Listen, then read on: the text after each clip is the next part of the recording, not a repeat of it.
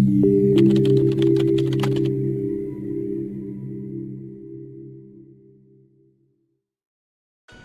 day guys, I'm Jason at the manager and I'm here to take you on today's tutorial on how to install WordPress using Softaculous. The first thing you need to do is log into your cPanel account as you see above and scroll down to script installer. Then click on Softaculous. So the first thing you see on this page is your WordPress, so click on install.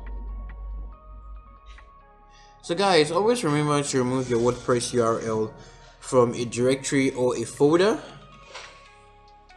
Input the name of your website and a clear description of your website. So come to the admin section and type in a admin username and password. But if you don't have any password in mind, click here to use the AI generated password. So always remember to copy this password and keep in a safe place. The next thing you need to do is add in an admin email. Select your preferred language, then scroll down to the select team section.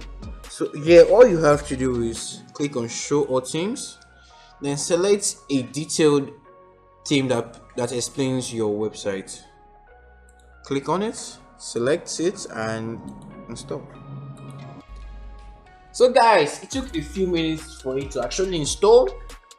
So click on the first URL to visit the front end of your website. Then go back and click on the second URL to visit the WordPress dashboard of the website. That's it guys, you successfully installed WordPress using Softaculous. See you next time. Good day.